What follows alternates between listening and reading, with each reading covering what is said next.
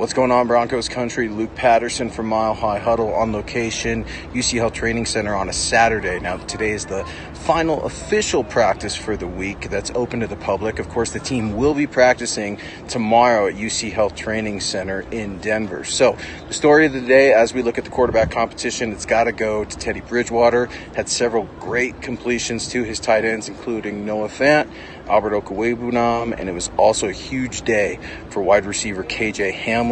Seemingly caught everything thrown his way, got significant yards after catch as well. Now, one of the biggest stories of the day, and it's already blown up all over social media, you have Bradley Chubb and Garrett Bowles getting into it just a little bit. Now, Garrett Bowles did eventually leave practice, threw his helmet on the sideline, seemed very, very frustrated, and seemingly came back about 15 minutes later with George Paton, Broncos general manager George Paton, in arm, right next to Garrett Bowles, escorting the all-star left tackle back to practice. It did look like there were several reports that Garrett Bowles and the linebacking crew got together, and it seemed like some fences were mended, but you start to see some of these things happen in training camp. And for me, I'm glad that it's happening because intensity has got to ratchet up. If you're the Denver Broncos, you've got one more practice tomorrow at the stadium at Empower Field before you head to Minnesota. So if you're the Denver Broncos and Vic Fangio, it's time to ratchet up that intensity. Otherwise,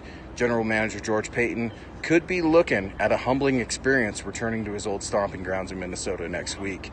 This is Luke Patterson from Mile High Huddle saying always believe in that Mile High magic.